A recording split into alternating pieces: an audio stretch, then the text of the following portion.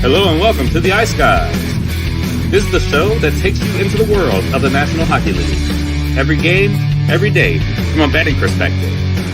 With pro sports handicappers, Ian Cameron, Alex P. Smith, and various guests from the world of hockey and sports betting.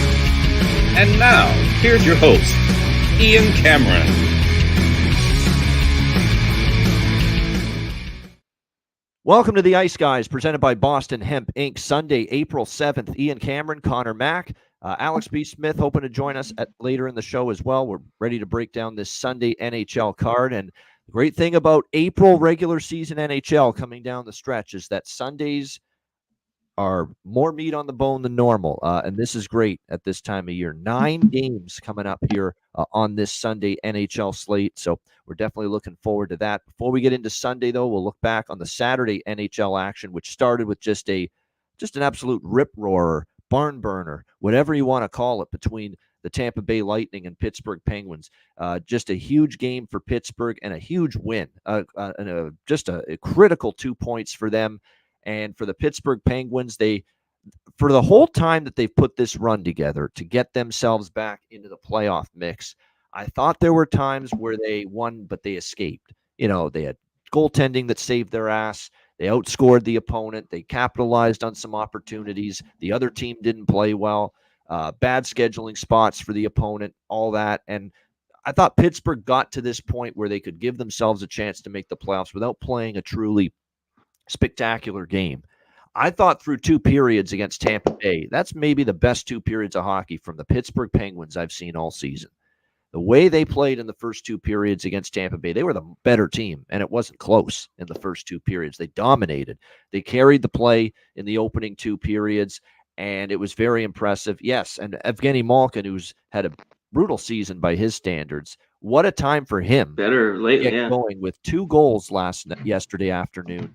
And if he can get red hot somehow, I mean, I got to see more from the guy. He hasn't had a very good season. But if he can get on a run and he can get red hot down the stretch, that's certainly going to enhance the chances for this Pittsburgh Penguins team. But what I loved about Pittsburgh is you knew Tampa Bay, even down 4-1, was going to make a push. And they did better than that. They came all the way back with 3 unanswered goals and tied the game 4-4.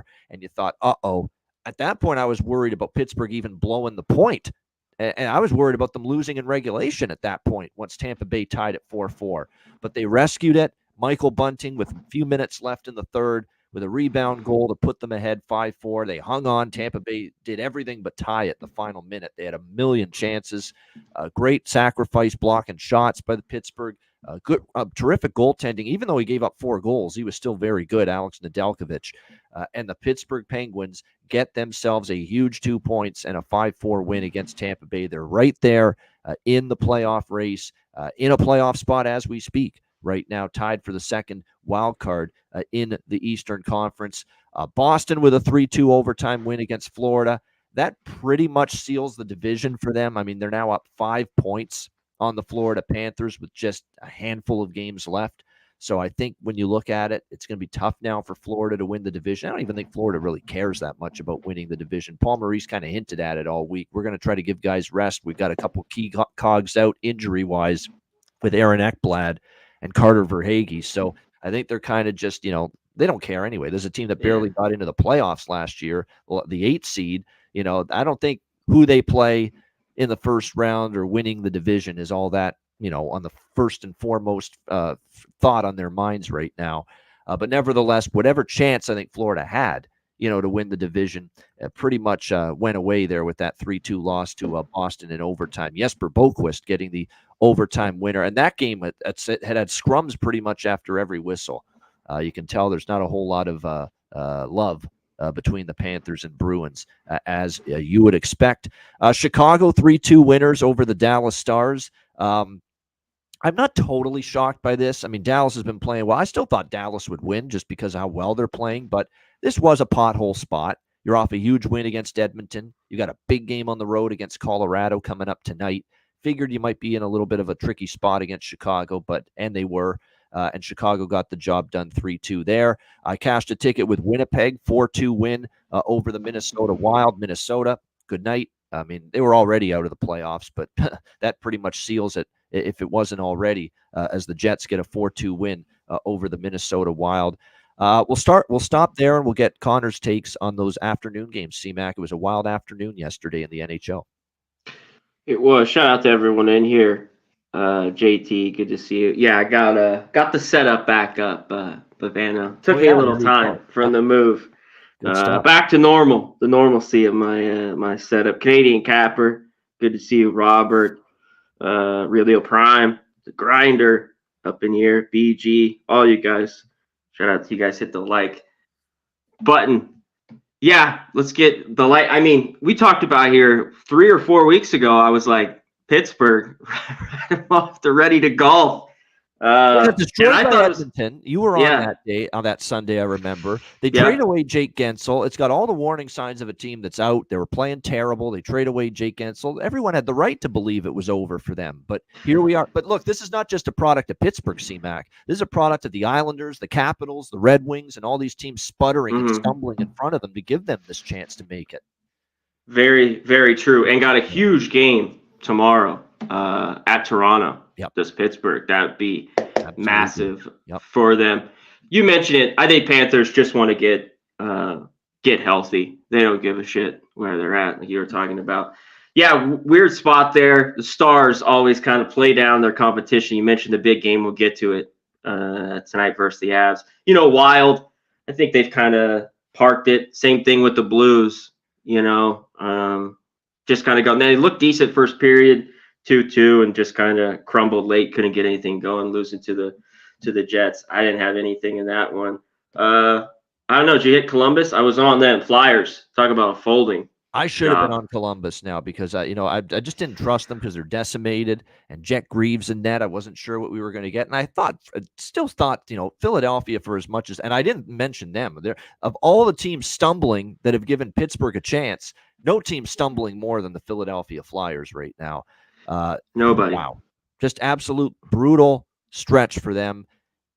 Coming into the weekend, what did I say about Philly after Torts, poured his guts out there on Wednesday? They had the loss in overtime to the Islanders. I said they should take 4 out of 4 against Buffalo and Columbus. Points, that is. You know how many they got? 0. None. Just unfortunate right now. I mean, the Flyers they're in big trouble. They're in big trouble because now they're not even in a playoff spot, and I believe they have 1 fewer game remaining than everybody else. So they're losing out in the games in hand as well on opposing teams. Because you look at the standings right now, the wild card Flyers are 83, but they're out. Pittsburgh's got it over them because Flyers only have 4 games left. Penguins have 5, so that's the difference. But it's just a horrendous weekend for them. I mean, the defense has been terrible. The power play. Oh, my gosh. They have an opportunity, Connor, early in that game, 4-minute power play against Columbus. Chance to grab momentum. There's a bad Columbus team. Goaltending decimated by injuries. And the power play was a disaster. They could barely get a chance with that power play. The power play has killed the Flyers this year. It's been embarrassing how bad the power play has been for the Philadelphia Flyers. And and I knew the moment that they didn't get capitalized on that 4-minute power play, I'm like, they might be in trouble in this game, even against the depleted Blue Jackets. And sure enough, they were in trouble. And Jackets ended up steamrolling them 6-2. Samuel Ersson has nothing left in the tank. He's a goalie that's hit the wall. I don't know how you can keep starting him. But your option is Ivan Fedotov, who has, 2 games of experience at the NHL level. It's not like he was spectacular by any stretch against Buffalo the night before. So you're in a brutal spot with your goaltending. And this is just a trickle-down effect from the Carter Hart situation with his issues and him being indicted and that scandal with the World Junior team years ago. That's where these whole issues have come. It's been Samuel Ersson gave them some good starts for a while. He's hit the wall.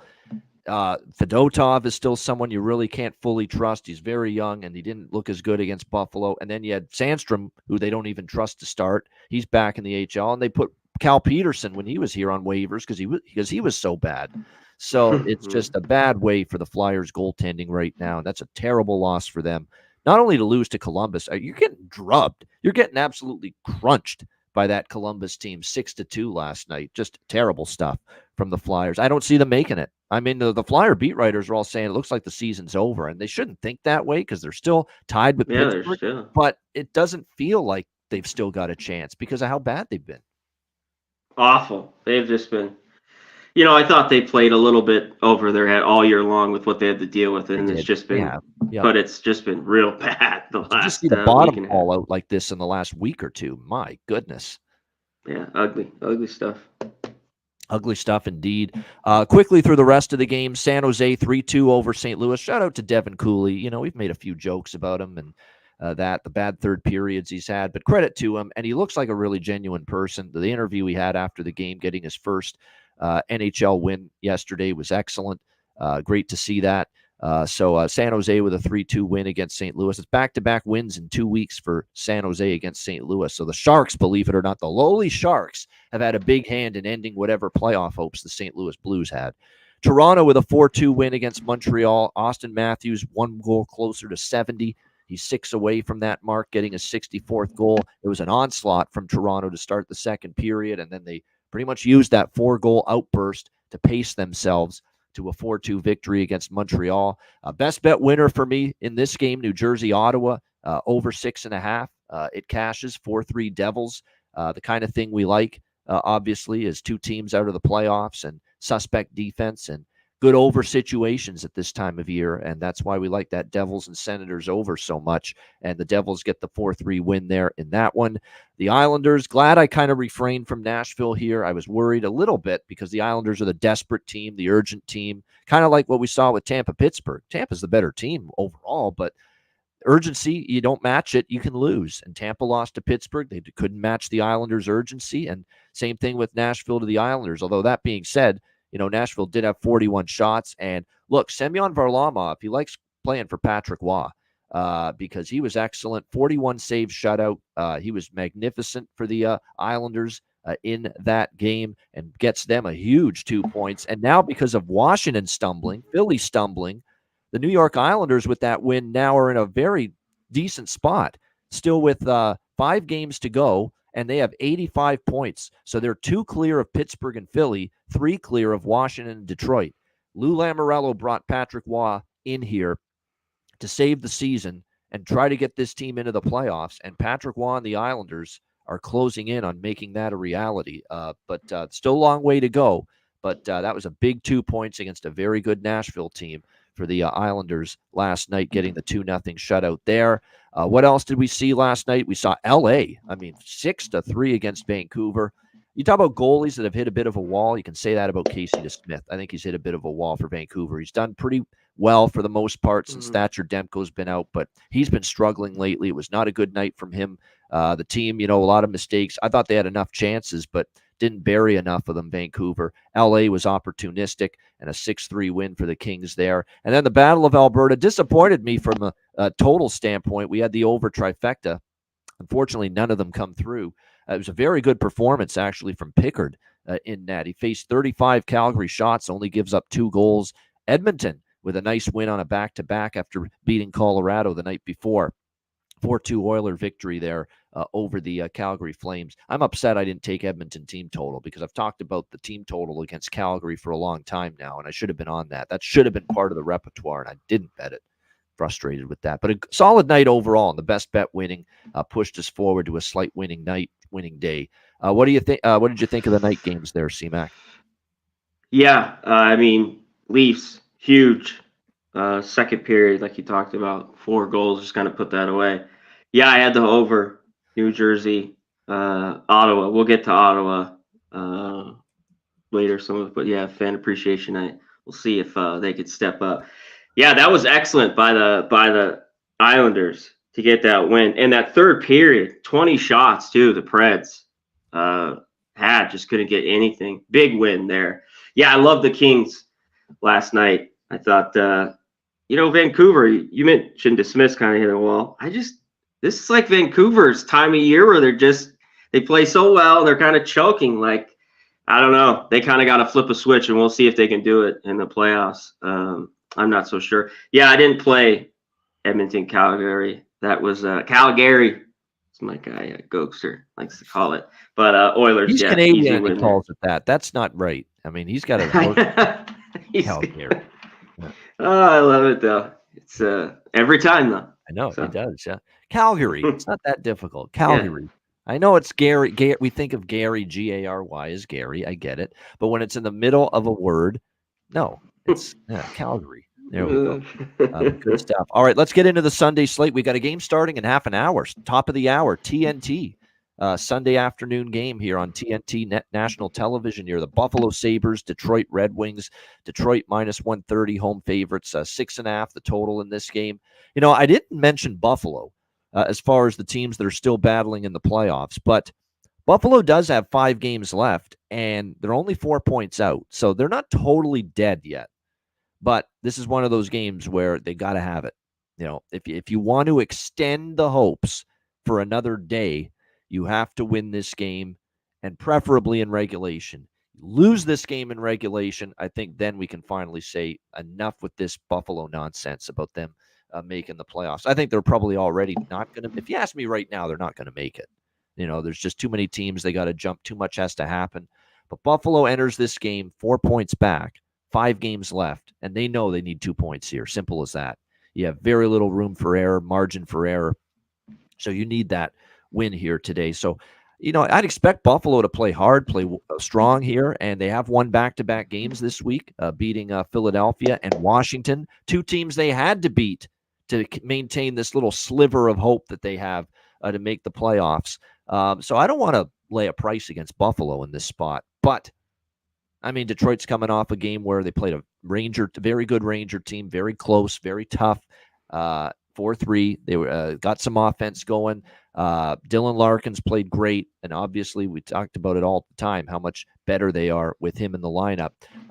Alex Lyon's been better since Derek Lalonde sat him down for that week, gave him that break. So we'll see how he fares here in this one, but obviously that's a huge, huge game for both teams, and even for Detroit, it's still a huge game because they're on the outside looking in right now, 82 points, one behind both the Penguins and the Flyers for the 83 points that they need. And remember, with the Red Wings, we've said it already a couple of times, this is a Red Wings team that their only pathway to getting into the playoffs is the second wild card. So that's the key for them, is that they've got to. They've only got one pathway to making the playoffs, and that is something that you definitely want to keep in mind here with this game.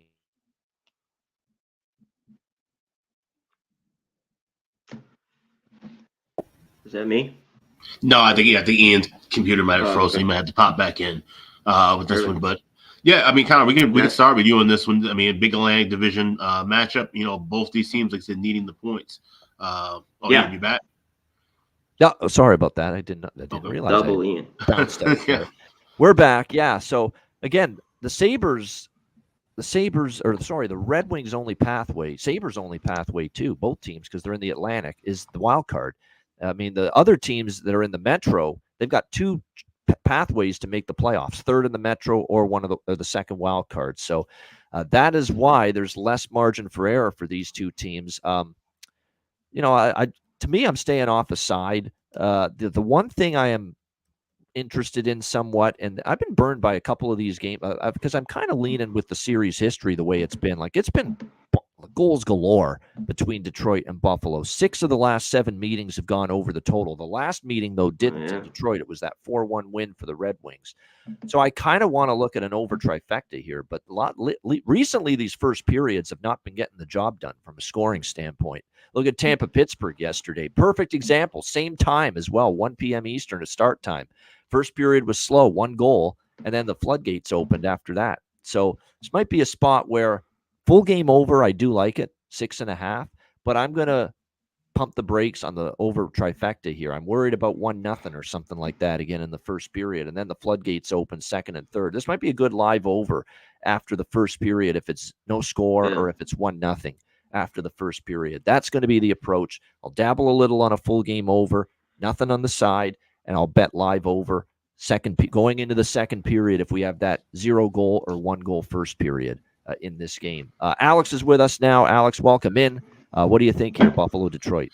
Yeah, like I said, it's a big game for both these teams, and even Buffalo. I mean, obviously they'll need a ton of help if they could try and get the last wild card spot. But like I said, it would have to be a wild card spot because they're also in that Atlantic division. So, it makes for a little bit of an interesting battle within these two teams, as opposed to where, like I said, you have room to wiggle in the Metro, which I think that spot is actually a little bit more interesting because of the extra playoff berth there. But this game is a good draw season candidate, but I don't like the price. The highest thing I'm seeing is around 325, 330.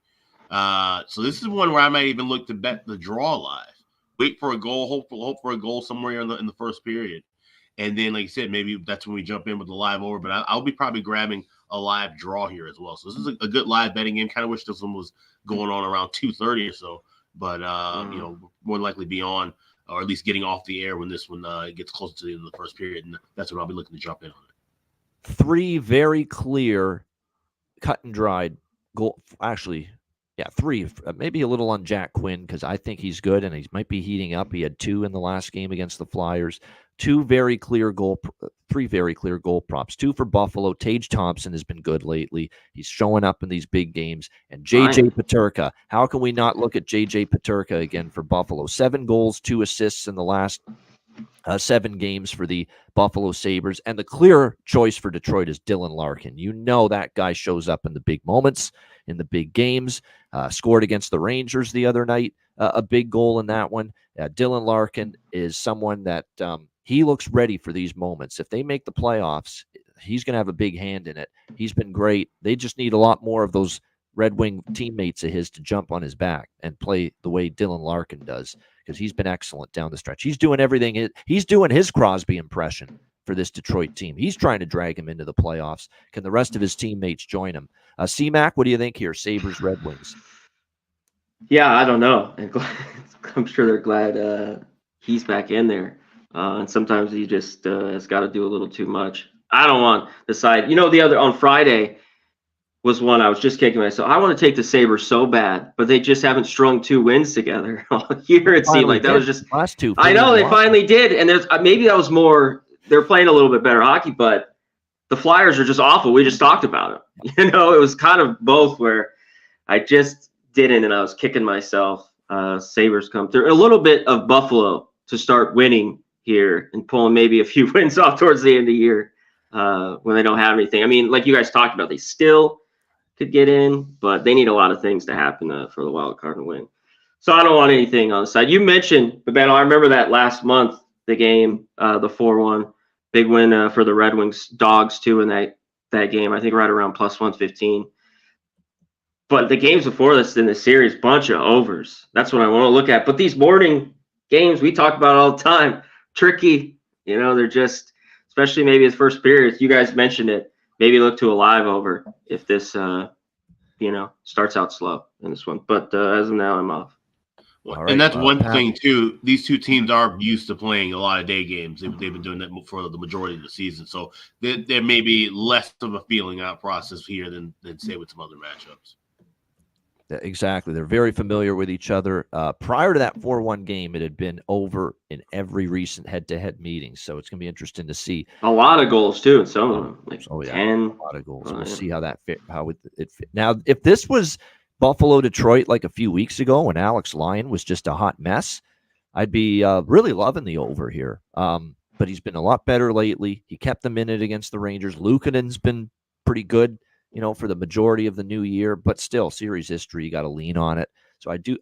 The only thing I've grabbed pregame is a little over 6.5 and those props that I mentioned. I'll add some over after the first period if it starts slow. That's going to be the approach here. All right, next up, we've got Minnesota and Chicago. Another afternoon home game for the Blackhawks, back-to-back this weekend. Minnesota minus 200 road favorites, 5.5 the total here in this game. Well, for Minnesota, obviously you have no playoffs to look forward to. You're just playing out the string. But you do have something to look forward to here. Your future and goal is going to be in net for this game this afternoon. Jesper Wallstedt here for the Minnesota Wild, and his second start this season for the Minnesota Wild. Remember, he has already made his NHL debut earlier this year, but it was not a pretty one by any stretch of the imagination. 7 goals, and it was Matty Robinson's Dallas Stars that inflicted that damage on Jesper Wallstedt earlier this season in that start. 7-2 for Dallas in that game. We'll see how he fares here. Like, he's got all the ability in the world, but you got a Minnesota team that's, who's blocking shots? You got to wonder at this stage of the year. We say that about all these teams that are out of the playoff mix. That does concern me about Minnesota moving forward. There's not going to be that attention to detail. There's not going to be that, willingness to block a shot and get in the way of one from a lot of these teams that are now in the spot that they're in, not making the playoffs at this rate. Give Chicago credit. We talked about Dallas might be in a little bit of a pothole spot yesterday in between the Edmonton win and the big showdown with Colorado coming up tonight. And Chicago took advantage, 3-2 win over the Dallas Stars. But tell you what, Dallas missed a ton of golden opportunities in that game, and Peter Mrazek was terrific. That combination is really what allowed Chicago to escape with the 3-2 victory over Dallas. But credit to them. They played hard, but they just had to rely on their goaltending. A lot of just bad finishing, not clinical, if you will, finishing around the net where the Dallas Stars yesterday in that 3-2 game. We'll see if Minnesota can bury some more of those chances. You would have to assume, with this being the back-to-back, that we're going to see Alex's favorite goaltender get the Hall of Fame ready for him. Arvid Soderblom here in net for the Chicago Blackhawks, most likely today on the back-to-back. That being said, I will say this about him. He was good in his last start, but this was a floundering Philadelphia team that he played. He only gave up one goal, but again, that was a floundering Philadelphia team that is really having spitting the bit right now. So how much stock and how much can you put into that performance for Soderblom, who prior to that had been struggling quite a bit? So I don't know. To me, this looks like an obvious over by Fekta to me. 1.5 and 5.5 here. First period, full game. That's the way I'm going to go with it. Nothing on the side. I'm not laying -200 with Minnesota. Season's over for them now. This young goalie that I think is going to be good in the long run doesn't mean he's going to be good today. Remember, this is a guy that got shelled for 7 goals. Now, I know Dallas ain't Chicago, but still, he's got to play better. He's very inexperienced at this level. And are these blue liners going to sacrifice blocking shots now that they're not making the playoffs? That's the thing. They might leave this kid on an island here this afternoon, Minnesota. You're not as locked in defensively when you're now officially and that loss definitely makes it pretty much official for Minnesota. They're not making the playoffs with that loss to Winnipeg yesterday. And on the flip side, do we trust Soderblom to keep the puck out of the net for Chicago? Probably not. So to me, this looks like an obvious over by Fekta here. Obvious doesn't always cash, but man, sticks out like a sore thumb here. Over 1.5 first period, over 5.5 full game. Alex, what do you think here? Minnesota, Chicago. Yeah, I bet both of those last night, actually, knowing that more likely to be Soderblom getting the start for the Hawks. And I knew Wallstedt would be getting it as well. Both his mom and his dad are in the U.S. Here to watch this start. When he made his debut, his dad was here, his mom wasn't. So that was part of the reason why Wallstedt gets this start. In fact, Wallstedt was actually just in Chicago yesterday without the team, and the team meeting him there just to kind of to line those things up, apparently. So he'll be a little bit more focused. I don't expect him to give up 7 goals in this game, but he definitely will give up some goals. Like you mentioned, there's nobody really blocking shots or going to be working as hard as they were the first time around he was in net, just simply because of the fact this is the first game where they're officially eliminated. It was the LA win last night that officially took Minnesota out. So now they all know that, hey, we got our tea time set. Our travel arrangements will be made soon for the summer. You probably won't see too much, full game grade A effort from the Wild, even if this is a rivalry game against the Hawks. But with the early start time as well, I could definitely see this one kind of being a slop fest. So first period over. Yeah, not so much on both teams to score in the first period, but just going the first period over and a little heavier on the over 5.5. First period and full game over here for Alex with the Wild and the Blackhawks. C-Mac, what do you think here, Minnesota, Chicago? I'm with you guys. Last night, with both these goalies, I thought would be in. I just went over, as I always hit. And these are two of the better teams, but it's just different. We're at the very end of the year where I bet a lot of these teams under, especially the Blackhawks, on certain spots with the Wild.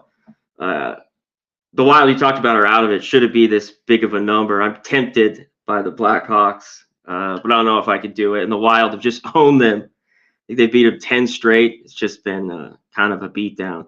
But I think we can get some goals. I'm definitely on that over. And people have put in the chat, I don't mind the anytime goal. I like the assist and even money with Bedard. And he's hit this in 4 or 5. I've had a couple of them shots on goal because I love the price at plus 125. It seems even if it doesn't get there by the third period, he'd get you 3, kick Connor Bedard and get that over the shots on goal. So at plus 125, I like that over 3.5.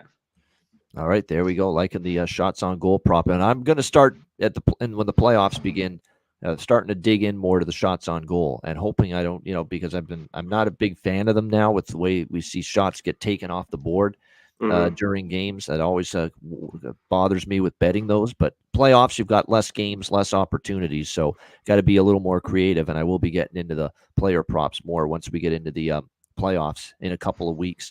All right, Columbus, Carolina. Next up here, this is a 5 p.m. Eastern start time in Carolina. The Hurricanes minus 550, just enormous home favorites here. 6 the total in this game. Now, Columbus did win and look impressive last night, but again, Philadelphia kind of falling apart right before our very eyes. Now you're on a back-to-back here on the road in Carolina. Less than 24 hours. This is a brutal spot for Columbus. It's kind of probably part of the reason why they're such a big underdog here. They go from a 7 p.m. Eastern start time last night, 5 p.m. Eastern this afternoon. Less than 24 hours, they're back on the ice. And the travel from Columbus down to Carolina. So they probably didn't get in, to Raleigh until after midnight. So, I mean, this is brutal for Columbus, the way the NHL schedule makers have put this together. Even with this price, I'm not interested. And they are decimated. It's shocking that they pounded the Flyers. It shows you how bad Philadelphia was last night. This is a team with no Kent Johnson, Patrick Lionate. Both of their top 2 goalies, Merzlikins and Tarasov, are out. Although Merzlikins might be good enough to come back and start today. It hasn't been confirmed yet. But apparently the door is open for Merzlikins to return. But if not, you might see Malcolm Subban in net here for Columbus. Which for a very rare start this season with the Blue Jackets. So keep an eye on that. But Fantilli out, Corrali out, Shinikov out, Boquist out, Jake Bean out. I mean, there's Boone Jenner, the captain, who, of course, has had a tragedy in his own family just recently. Is probably not playing either. So this is a very shorthanded team. But what value is there with Carolina? I mean, when you're talking in this price range here, minus 150, can you bet puck line? Nope. No value. Can you bet regulation? Nope. No value. Can you bet first period puck line? And even that's minus a half. You got to lay minus 130 in some spots with first period puck line. So, yeah, I mean, this is a game I'm probably staying away when it's all said and done. I hate to do it, but got to when you're talking about no value with the favorite at all, and you're talking about an underdog that you just can't back in this situation. What do you think here, Alex? Blue Jackets, Hurricanes. I grabbed the first period over 1.5 minus $1.40. That has now moved. Even just at MGM, it's now $1.55. So I guess people are anticipating the start of Malcolm Subban. So try and grab something live.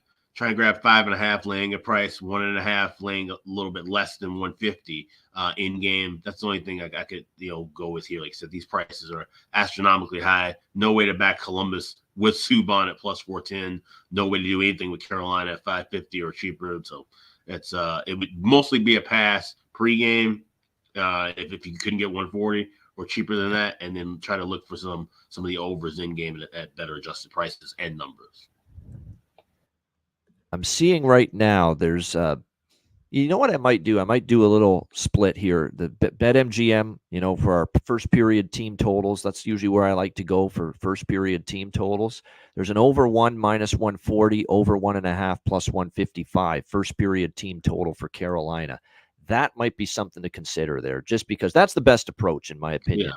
And I could see them getting 1, maybe even 2 in the first period. I don't think they're going to be happy with the way they started against Washington on Friday night, even though they won that game. So there could be, an onus on the Hurricanes and Rod Brindamore telling this team, let's come out better than we did against Washington. So, and then they sit on the lead, which is what they often do. And they might be capable of it, because I don't know how much Columbus is scoring. Decimated lineup against this Carolina defense here in a tough scheduling spot. So if I were to look in any direction with Carolina, BetMGM has first period over 1 for their team total, minus 140, and first period over 1.5 for the Carolina team total plus 155. So you could do a little split between the two.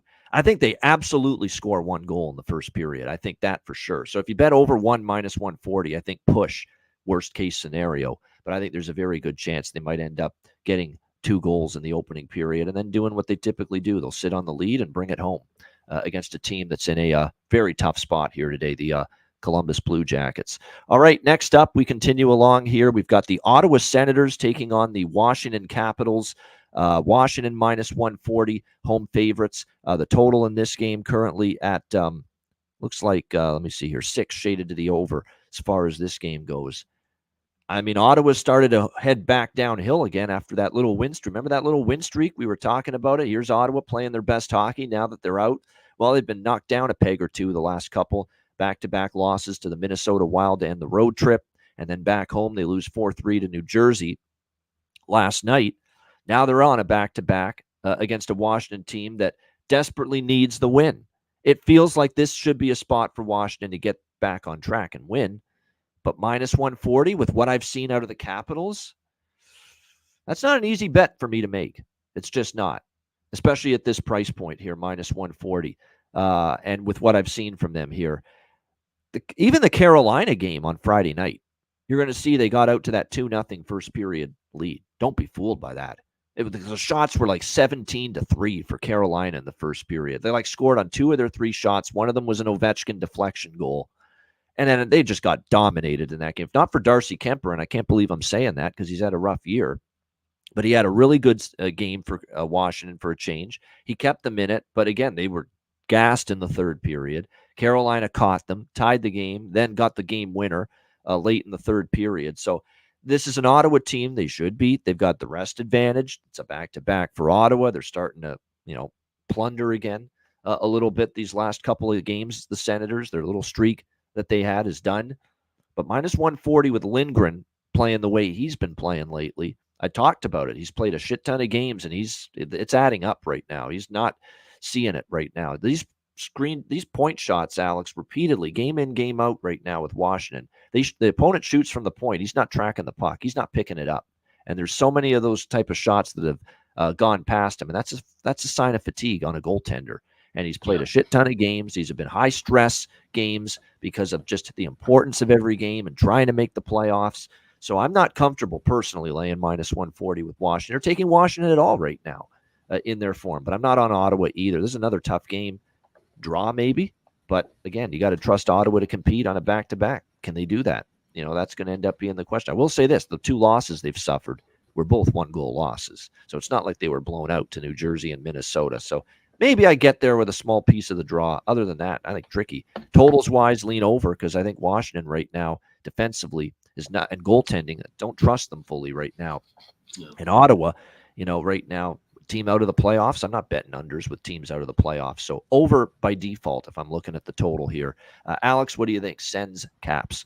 Yeah, I got the over 6 minus $1.20. I was trying to maybe look at Washington over 3.5 at a plus price. I see plus 115. I might sprinkle on that a little smaller.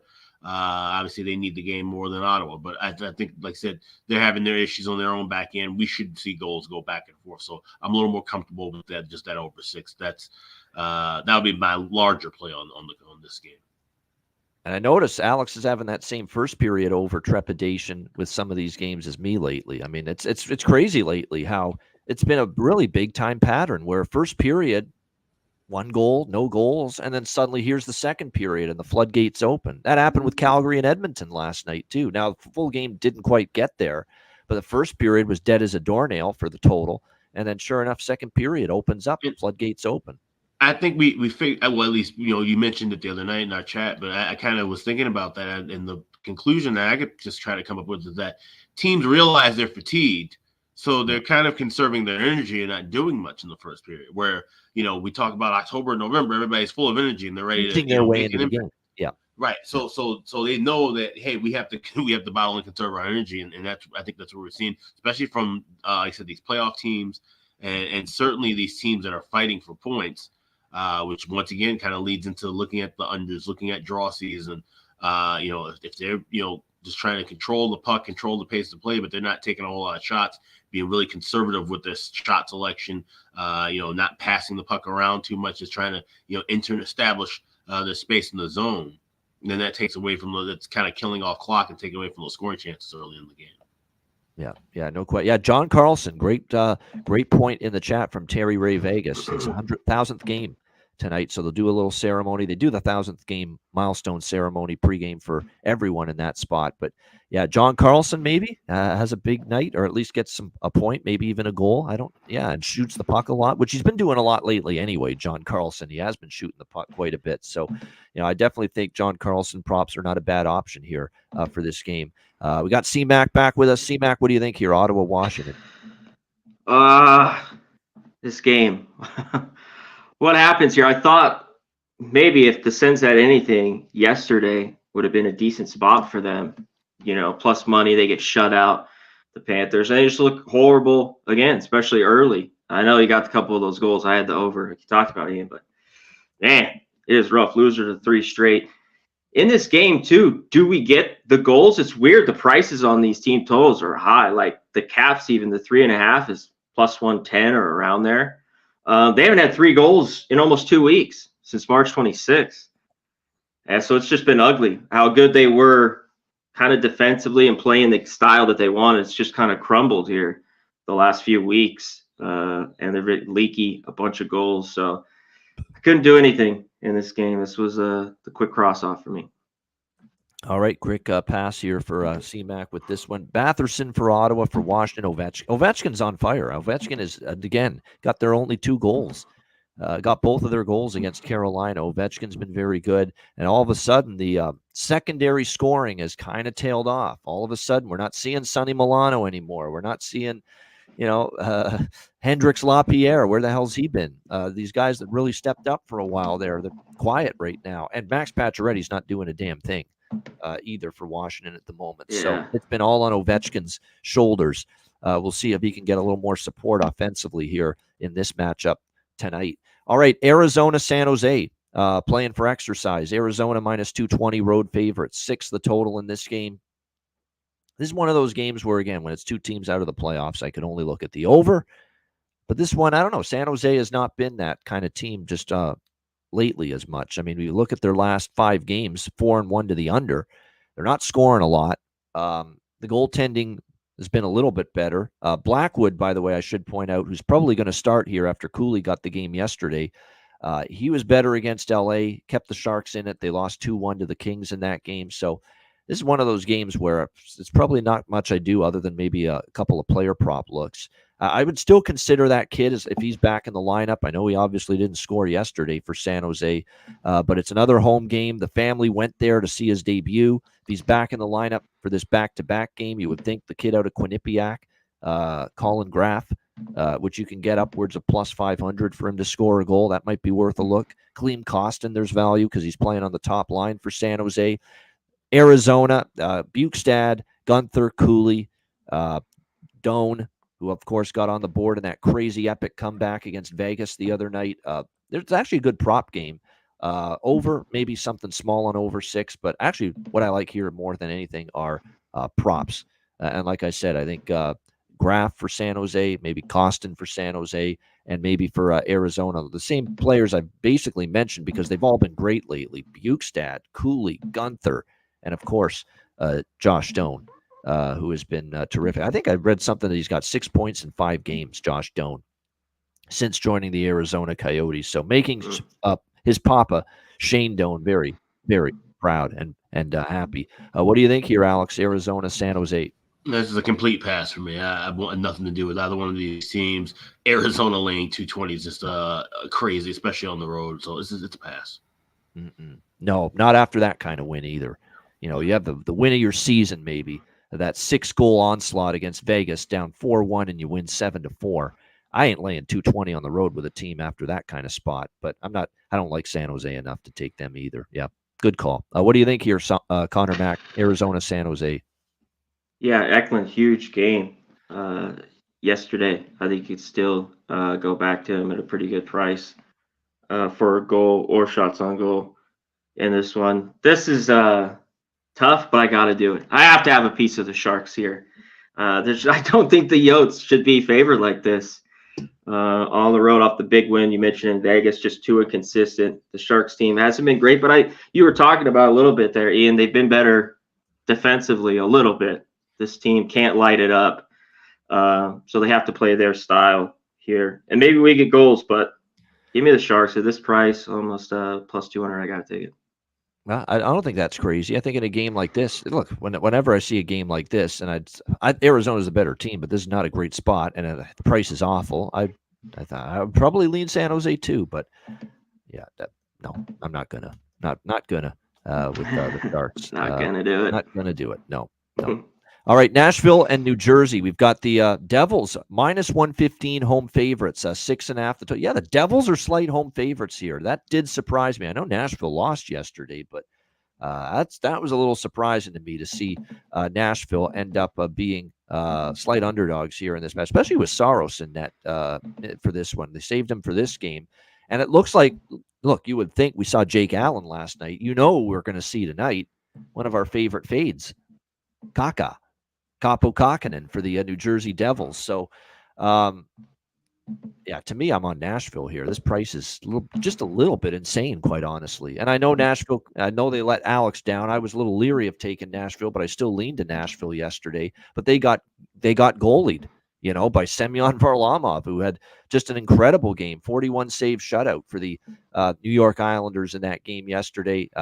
If Kaapo Kähkönen has something like that in his repertoire tonight, I'll say salute, well done. Yeah. But I just don't see it happening with Kaapo Kähkönen here in this matchup. It's back-to-back for both teams, so there's no real advantage. Although you might even say it's more of an advantage for Nashville because they just come into New Jersey from Long Island. They don't even have to really change hotels or anything, and New Jersey's got to get back home from Ottawa last night. So probably a little bit of an advantage that way for the for the Nashville Predators. It's actually probably easier to get for them to turn around and play this game than it will be for the New Jersey Devils. I'm just looking at the back-to-back record for these teams, but regardless, I'm looking at this as Nashville's pretty cheap here. Off a loss as well last night against the Islanders. So what I think I'll do here is I'll go Nashville money line, and because Kähkönen's in net, and I think Nashville might be able to get going. They're a good offensive team still, or at least they have been a good offensive team for the last couple months during this crazy run they've been on.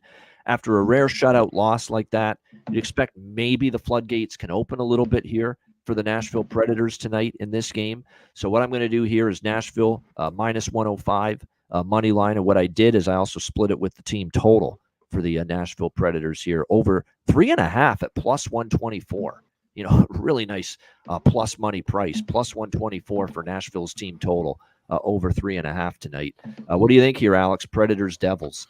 Yeah, I'll probably be adding that team total as well. I didn't search for that. I grabbed 102 minus $1.02 with Nashville earlier today, and now I'm seeing $5, $10, even $20 posted everywhere. So you want to grab that as soon as you can if you like Nashville. But that team total look is definitely worth a spot there as well. This is a bad number considering just the goaltending alone. You got Saros and Kähkönen's a gigantic mismatch that would have these numbers just off of those alone. We'd be talking about a 50-cent difference. So especially when you talk about a Nashville team, still their playoff team getting ready for the playoffs, coming off of a tough game just 24 hours ago. New Jersey just kind of playing for exercise right now. This is way too cheap of a price for Nashville. So give me the Preds. And Jersey's all season been worse at home than they've been on the road. Yeah. This might be, and we've talked about how bad New Jersey's been early in games. You might even be able to tack on a first period here on Nashville. I'm tacking on a first period on Nashville. I might even go a step further and give me Nashville first goal. How many times has New Jersey given up the first goal here on home ice this year? So yeah, I'm going to add those too. First goal, Nashville. First period, Nashville. Full game, Nashville. Nashville team total over 3.5 here going into this game. I'm tempted by the full game over, too. 5 straight overs for New Jersey, but I like the Nashville looks more. I do, much more. I don't know if New Jersey's going to be lighting it up today. We'll see. They certainly could, but I'm not so sure. What do you think here in this one, Connor Mack, Nashville, New Jersey? I love it. You got some bets in this. Yeah, there we go. Money. Well, again, we're splitting it up. Around. We're splitting it Yeah. up. Yeah, it's not like we're one unit on all 4 of those bets. We're splitting it up. Oh yeah, I know how you roll. Come on, I got to be on the Preds, and the numbers are pretty good. I have it here. I just pulled up. You mentioned the back-to-back that you were talking about, Ian. Nashville's been pretty good. I think all year long. They own these Devils. Devils beat them earlier too, a couple of months ago. I think this is pretty good revenge. Yeah, yesterday they just couldn't get anything. Goalie standing on his head, just happened for the Preds. You mentioned the no travel. The line is a little bit fishy, but sometimes you just got to roll with it. I got to be on the Preds here. I got even money here too with them. Wow, very good. Speaking of very good, I'm looking at this back-to-back record for Nashville this year. I'm seeing 5-1 for them on a back-to-back this year, the Nashville Predators. So very good record on the second night of back-to-back games for this team. So, yeah, I mean, and you know what? Just as maybe people are listening to the show, because just as we've been talking about this game and how it opened New Jersey -115 home favorites, it's now Nashville -115, -120 road favorites. There's been a big move the last few minutes to Nashville. So there we go. People kind of maybe waking up and smelling the coffee, kind of seeing what we're seeing. Like, that's a little surprising. You're putting New Jersey out there as a small home favorite at the very beginning. So no doubt, like I said, it was just very peculiar to see that line where it opened. All right, Montreal Canadiens, New York Rangers. Oh, by the way, anything Forsberg and O'Reilly, go for it. They're going to have a good game. How many times did they get skunked like they did last night? Not very often. So this Forsberg over 1.5 points prop that I've been betting a lot lately feels like a good night for that. All right, Montreal, New York Rangers. We've got the Rangers -360 here, home favorites, 6 the total. The Rangers, of course, now they didn't play yesterday, the Rangers. So they actually have the rest advantage. They played Friday night in Detroit. They won that game. Credit to them. I thought that was a tricky spot for them. They didn't play great, but they played well enough to win. Opportunistic power play came through, and a 4-3 win for them against Detroit. Montreal off a 4-2 loss to Toronto last night, back-to-back for the Canadiens now here in New York against the Rangers. Caden Primo will be in net, and last time we saw Caden Primo, he got shelled by Tampa. Now you got to face another team that's got it going offensively right now, the New York Rangers. So I'm not so sure how much I trust the Caden Primo here necessarily. And Alex was onto this. He said this when we talked about the Montreal-Tampa game, that all the good performances lately, and we had seen some good performances lately from Primo. They were against weaker teams. And then he stepped up against Tampa Bay, and he had a rough night. And now you're playing another very, very potent team, the Rangers. Their power play's lethal. They've been scoring goals left and right. I mean, during this great run for the Rangers, where they are 7-1 in their last 8 games, the Rangers have scored at least 3 goals in all but one of them.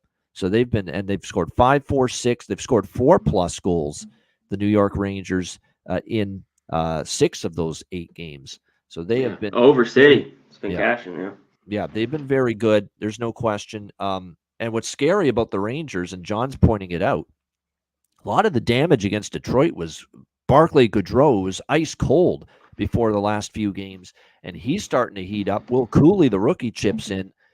All of a sudden, we see the Rangers getting this depth scoring. But I know in the back of my head, the Rangers have had these duds at times, just on occasion. I keep thinking Columbus in particular have gone in there and beaten them on a Sunday. So we'll see how they fare here against Montreal. This could be one of those games too where Montreal, I'm just trying to see with them. Yeah, I mean, I'm looking at their recent games. The bottom line is the Florida game, the Tampa game, and the Toronto game. All 3 of those games, as I'm looking at it right now, all 3 of those games had 6 goals total or more. So it's one of those games where I could see Montreal against a Ranger team that maybe caught flat-footed a bit, maybe finding the back of the net. So the team total for Montreal, over 2.5, plus 130. I don't hate that, but I don't know if they're going to hold the Rangers below 4. The Ranger team total is over 3.5, -150. Problem is I don't love that price. I might just go full game over here, thinking the Rangers can do what they do, and that's, score 3-4 goals minimum, and Montreal can chip in. I see this as, the Rangers early this year, I'll pick the game out. They played a Columbus game at home early in the year, I remember, and I think it was like 5-3 or something like that. or 6-5 against San Jose way back on a Sunday in December. That was a Sunday night game. I remember it. San Jose and the Rangers. I remember it. And it was 6-5 for the New York Rangers. And they weren't great defensively, but they scored enough. And I could see this kind of being that kind of a game here with the Canadians and the Rangers here in this one. So I will jump on the full game over here with Habs and Rangers. Not to mention, we've talked about it with the Rangers lately. They've been trending over as it is. What's the run now? 9-1 to the over in their last 10 games. So, yeah, full game over. Nothing on the side. What do you think here, Alex? Canadians, Rangers. Yeah, I like the full game over here as well. But as far as side goes, I know everybody's talking about Montreal, playing this team tough, winning, 5 of the last 10 meetings, doing well in the first period. So this sets up to be a good live game. If you see Montreal jump out to a 1-0 lead, or especially if they go take a 1-0 lead into the locker room after 20 minutes, then that's the buy sign to go grab something with New York. Anything laying $1.40, $1.50 would be better than laying $3.60 pregame. So if you like Rangers and you don't want to deal with the team total, that would be the way to do it. Just try to hope for an opening live in game. But I'm just going to roll with the over 6 for now, and then maybe look for some things in game later on. All right, good stuff. What do you think here, Connor Mack, Montreal, New York? Yeah, I think that might be a good move because the Habs have played him well the last year or two. So I don't mind that because the price is huge. And that Rangers game just a little bit off, and the Penguins playing real well, that 5-2, like you mentioned, where they didn't get, basically 3 or more goals. The price is huge for their team total. So when I was going through this last night, I just said, over nothing. And this is I get on the props, here for the Rangers in this one. And I might be on a few. Yeah, I mean, there's a lot to choose from. I mean, Lafreniere's been great. Panarin will, score a goal over 1.5 points has been pretty automatic. Maybe you go with the hot hand that is Barclay Goodrow all of a sudden. I'm not kidding either. Like all of a sudden, like the last few games, he's starting to score. Now, I don't know. He's going to level off again at some point, but, he's feeling it right now. All of a sudden for the New York Rangers here these last few games. So maybe some different directions you can go with that. All right, next up, we've got the St. Louis Blues taking on the Anaheim Ducks. It's back-to-back for St. Louis after being in San Jose on yesterday evening it was. They were in San Jose. We've got St. Louis now minus 140, road favorites, 5.5 the total here in this game. I mean, you look at this with Anaheim. You would think this is an over type of game, but Anaheim let me down with that against Seattle, so I'm a little bit gun shy now. Although 5.5 is out there, I mean, I'm very tempted by it. But can you trust Anaheim to score? That's the problem. I mean, that was Seattle at home. It's not like Seattle's been buttoning things up defensively lately, and they could only score 1 goal in that game. So that's the concern. St. Louis, meanwhile, Binnington and Dostal projected to be the goaltenders here in this game. By the way, the injuries are starting to mount for St. Louis. Justin Falk, he's day-to-day. He left that game due to an injury that he suffered in a fight with Luke Cunnin yesterday in that San Jose game. And now, unfortunately, my guy's also injured here for the Blues. Won't you be? My neighbor, Jake Neighbors, he got injured against the San Jose Sharks. So Falk on the blue line, Neighbors up front. Has been one of their better forwards. Both may not go here in this game, but what do you do? I mean, do you lay minus 140 with St. Louis? No, I can't. They're out of it, and they lost to San Jose, so they can lose to anybody. But Anaheim, I mean, we're trying to ask this team to get going here, beat Calgary, and then they come back home and they play like that against Seattle. It's not like they're inducing a lot of confidence right here. So, I'm not involved in it. I'm not involved in it. Maybe the over. Nothing other than that. What do you think here, Alex? Blues Ducks. Yeah, I have the first period over 1.5 minus 115. That's the only thing that I bet in this one. Like I said, probably going to be pond hockey. They roll out the puck and just kind of go back and forth. But like I said, with the injuries kind of mounting, it seems tough to kind of trust either one of these teams to play a full 60-minute effort. So just hoping that they give me 2 goals in the first 20 minutes. That's all. It does feel like they've adjusted to St. Louis being out. St. Louis, struggling here these last couple, losing to San Jose yesterday. Yeah, because minus 140, I mean, only laying $1.40 with anyone against this Anaheim team right now. It does feel a little cheap, but, back-to-back situation, playoff dreams shattered is not a situation for me to lay even minus 140. So and I don't want Anaheim, so it's a pretty easy pass for me. What do you think, C-Mac, St. Louis, Anaheim? Yeah, this is a pass. If to bet it, I would take the Blues on the puck line here. For so long, Ian, too, they were healthy. The injuries were nothing for the Blues, and to have a few, it's just tripped them, and they haven't played great hockey. Even the game last month, Ducks jumped on them 1-0, and then it just after the first period, which has happened before, fell apart. I think the Blues scored 3 in the second, and it was over. They've kind of owned the Ducks. Not the best spot. If the Ducks can get some goals like they did against the Flames a couple days ago, this game could get over, but I don't trust it at all. But I'd lay it with the Blues, puck line if I had to. There you go. Lay it with the Blues puck line, if anything, for Connor with the Blues and Ducks. All right, final game. Saad. Brandon Saad. We've talked about him. Especially if Neighbors doesn't play, who the hell is going to score for St. Louis? Brandon Saad's actually done a decent job lately of creating offense for St. Louis. Speaking of doing a good job creating offense, the Detroit Red Wings are doing a great job creating offense. They're on the board twice already, and they have an early 2-0 lead over the Buffalo Sabres. Just 5 minutes into the opening period there in Detroit. And again, Detroit wins today, gets 2 points. They pull themselves into a wild card spot in this crazy race that's just going to go, it looks like, right down to the final night of the regular season at this rate for the third place in the Metro and for second place for the second wild card spot as well. Okay, we've had a couple mediocre games to talk about: Arizona, San Jose, St. Louis, Anaheim. What a breath of fresh air to talk about this game to wrap up the Sunday. Dallas and Colorado, ESPN national TV game on a late Sunday night national TV game on ESPN. How about that? You don't see that every day, but pretty cool. But it's a great game, Dallas and Colorado. We've got Colorado minus 125, home favorites here at Ball Arena in Denver. The total here sitting at 6, shaded to the over here in this matchup. Now, Dallas is on a back-to-back. Colorado, the rest advantage, of course, based on the fact they played Friday night in Edmonton and ended up losing that game 6-2. But they are coming off a mini little 3-game road trip. The Colorado Avalanche. This will be their 4th game in 7 nights as well. Worth pointing that out. So they've had to play a lot of games in a little condensed schedule. Meanwhile, you look at Dallas, and even though this is a back-to-back for them, look at how the games have been spaced out for them lately. They played Seattle on the road March 30th, played Edmonton at home April the 3rd, Wednesday this week, and then they played Chicago yesterday. So there's actually been more downtime in the schedule for Dallas in the last week compared to Colorado. So that might benefit them here in this game against the Avs in this one. Of course, for Colorado, the idea of betting against them off a loss is not something I usually love doing, but you look at the situation. Rantanen being out is a big deal. And I know it was only part of that game against Edmonton, but once he left that game, Colorado didn't look right. He's been that good, and he's that important to the Colorado Avalanche.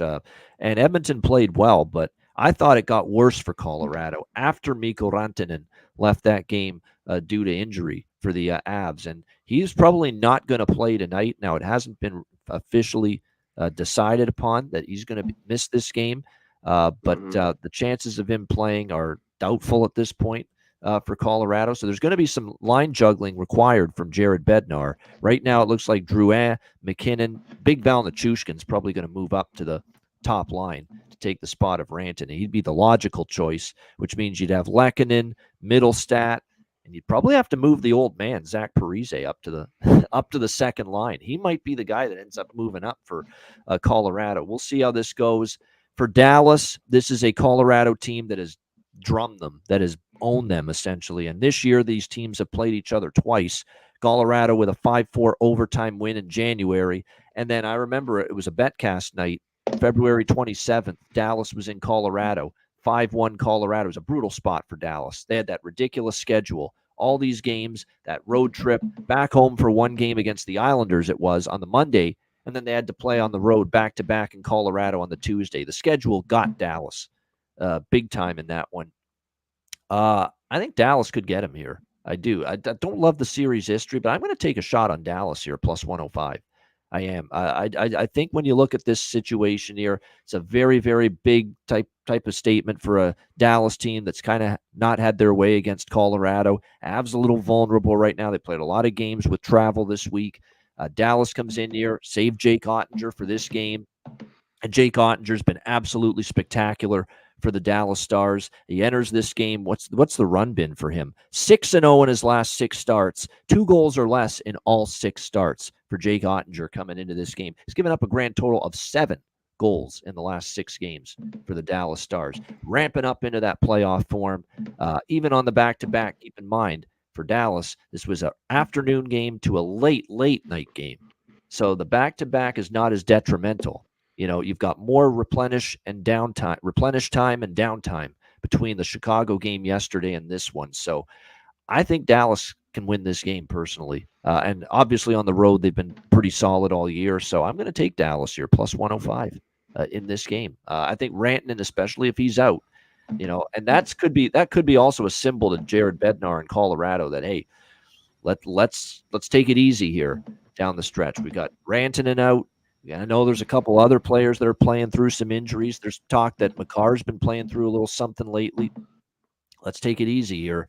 And I think Dallas really wants one win in their holster, if you will, against Colorado before the end of the regular season. And look, to be honest with you, as far as goaltending goes, Ottinger's on fire, and Georgiev is kind of gettable lately from what we've seen from him. So, yeah, I'm going to just go nothing on the total's tricky here because I don't know.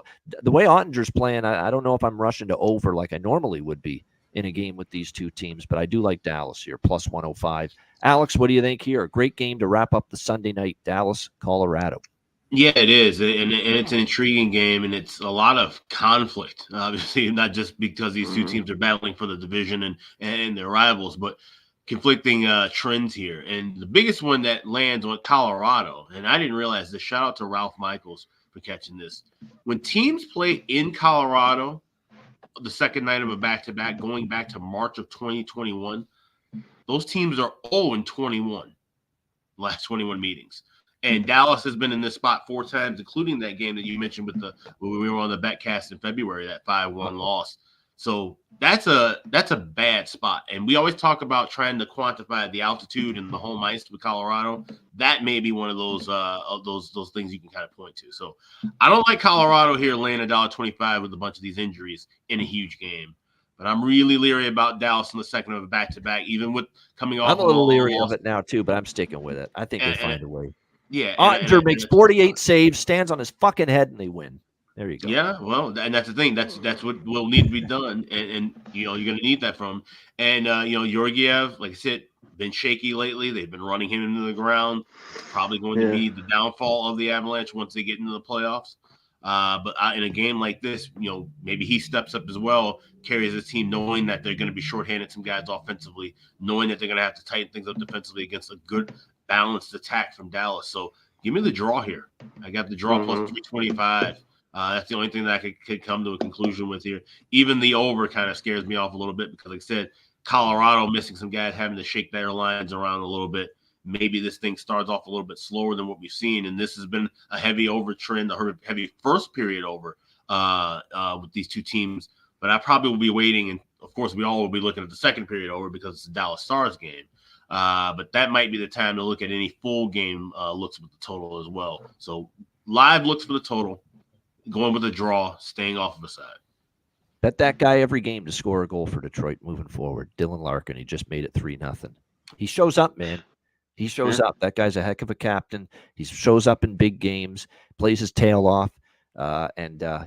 Buffalo, they couldn't even let their fans watch 10 minutes of this hockey game. Win this game, all of a sudden we're 2 points out. We're down 3-0. That's not Buffalo Sabres hockey in the last 15 years in a nutshell. I don't know what is. There is a lot of time to go. Like, it's not like Detroit's won it yet, but obviously this is just a terrible start, the worst start possible that the Buffalo Sabres could have. What do you think here in this one, Connor Mack, Dallas and Colorado? The Sabres was my guy. Real deal prime. I love him. I feel bad for him. He's disappeared. Not a shock. Oh my God. There you go. This is good. It should be a good hockey game. Dallas, just playing so well. And that game yesterday, Mrazek just stood on his head. Well, they had 44 shots, I think, 44-17. The Blackhawks win that 3-2. They were thinking about this a little bit, but I have to stick with the Avs. I just on the back-to-back there in altitude, I got to take them. It's a little shaky, and you mentioned it, the draw. I think when you think of these two teams, I think of tight games. Maybe the last few. I think there's only been one draw, maybe the last 5 or so, but classic 3-2, 4-3 type game. So I have a little bit on that, but I do have the Avs. I got to take them here at home. All right, liking the Avs at home -125. Look, that's a damning run for the teams on a back-to-back in Denver, and obviously that goes against Dallas. But I do think that you're right. In the chat, I think over saves for Ottinger because look, I think Dallas he's been great, win, but I think Colorado will carry play and probably have more shots. And I could see this being one of those games where the shots are like 44-26 for Colorado, but Dallas wins like 3-2 or 4-2 because Ottinger plays amazing and Dallas is more opportunistic because, quite honestly, Colorado doesn't have the better goaltender in this matchup with Alexander Georgiev. And the chances that Dallas will get, they'll bury, and it'll be tougher for Colorado, to finish their chances. So that's I definitely think Dallas will win. If Dallas wins, they could get outplayed, but they could get outplayed and still win because Ottinger's that dialed right now for them. 7 goals in the last 6 games allowed by Jake Ottinger. And then he has that post-game interview with Lundqvist, and Lundqvist, I mean, that's just going to make him fired up even more. Lundqvist enjoys watching Jake Ottinger play right now. So that's a great game, though. Looking forward to it. And like I say, keep an eye on Rantanen. I don't think he's going to suit up. I think they're going to err on the level of being cautious here, Colorado, with him. So we'll see how it goes with the Stars and the Avs tonight. Looking forward to that. Great way to wrap up the Sunday with a great game on ESPN as well, national TV. Stars and Avs tonight at 10 o'clock. All right, shout out to everyone in the chat. By the way, his props in that game that are worth a look. Drouin for Colorado. Definitely, he's been excellent. He just continues to produce for Colorado. He's automatic right now.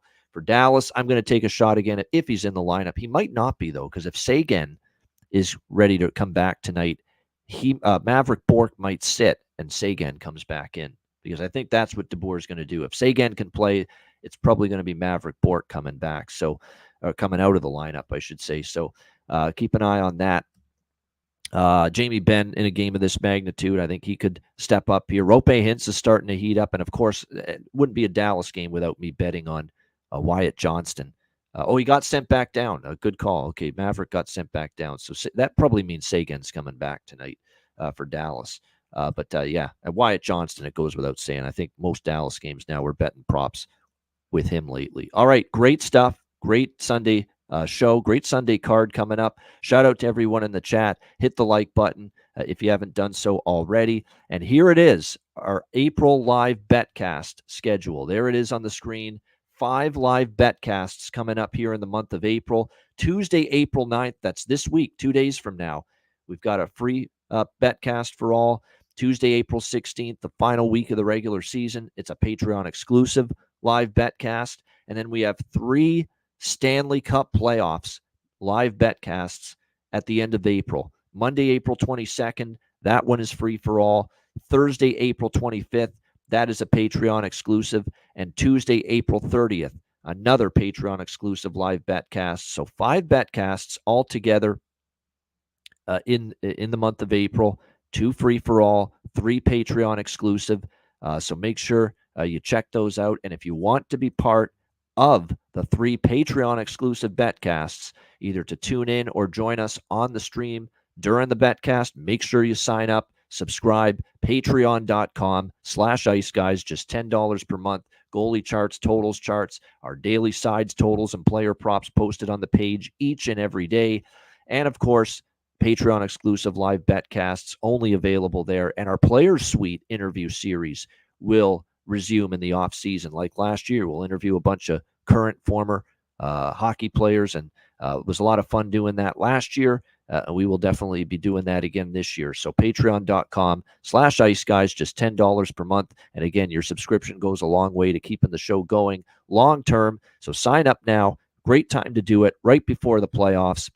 Patreon.com/IceGuys, just $10 per month. Don't miss out on any of those Patreon exclusive live betcasts coming up. And again, check out the store. Unfortunately, the sale is over, 20% off, but you can still get great merch and great gear right now at the Ice Guys store, iceguys.myspreadshop.com. All right, we got best bets and bargain bin special of the night coming up in just a moment, right after we hear from our great sponsors, Boston Hemp Inc.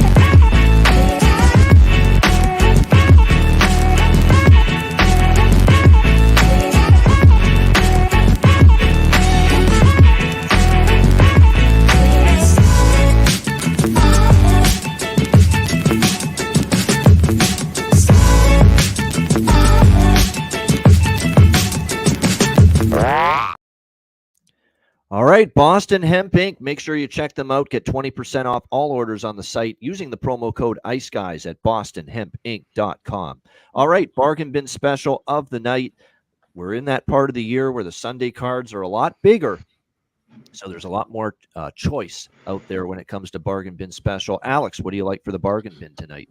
Yeah, heading out to Manhattan, got the New York Rangers hosting the Montreal Canadiens, and he said, kind of hard to try to find things when looking at a team that's favored in the minus 300, minus 400 range. But that's why you have player props, and that's why you look at these bargain bin specials. So I'm going with Chris Kreider to get 2 or more goals at plus 850. That's available at FanDuel. He scored 10 goals in his career against Montreal.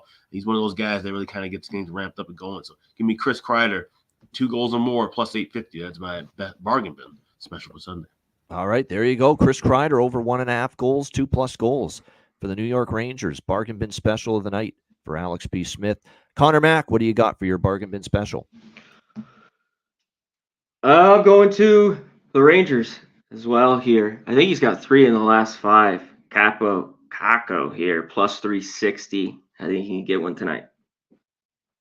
There we go. Kako for the New York Rangers. I know I've gone to the well with that guy before. It hasn't always worked out, but I wish you luck with Kako there. Nice price, though, for him to find the back of the net there for the New York Rangers tonight as they take on the Montreal Canadiens in that one.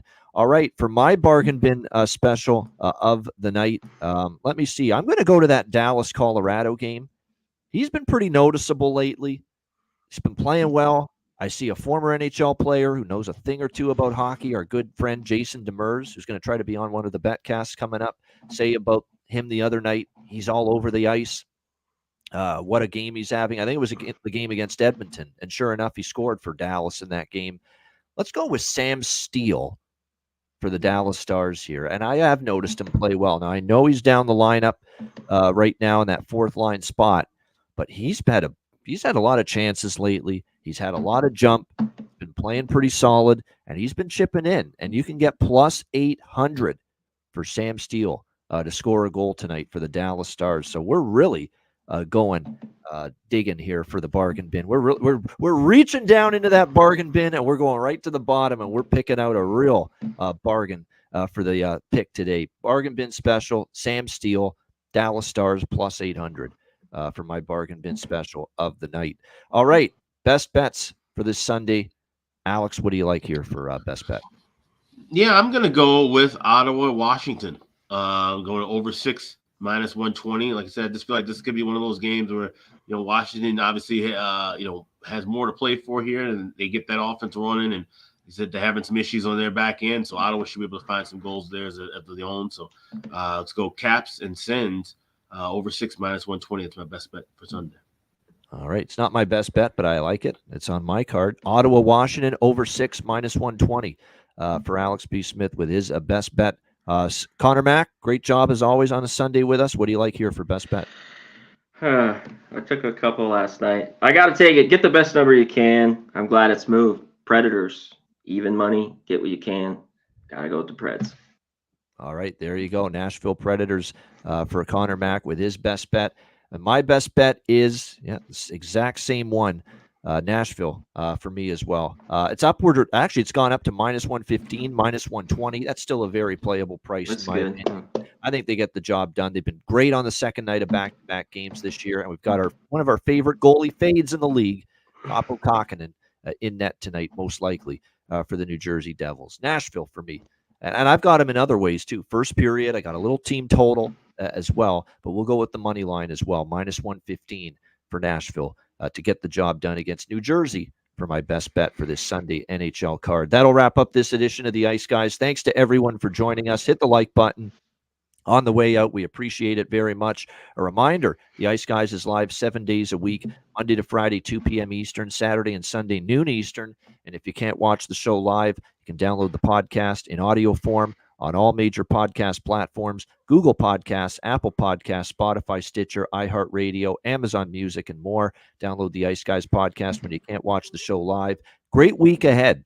Betcast on Tuesday. I think Brett's joining us again on Monday, so we're looking forward to Brett being back with us. Brendan Perlini joining us on Tuesday. We're very much looking forward to that. We might actually have Angelo Esposito later in the week as well, joining us on the show. So the guests are ramping up here as we get closer to the Stanley Cup playoffs. And great time of year. All these races going on in the East and for the playoffs, just incredible. So it's a great time to be tuning into this show and for us to be able to bring you this show on a daily basis. For Alex B. Smith and for Connor Mack, I'm Ian Cameron. Have a great Sunday. Enjoy the games and good luck. And we will be back with you tomorrow on Monday for another edition of the Ice Guys.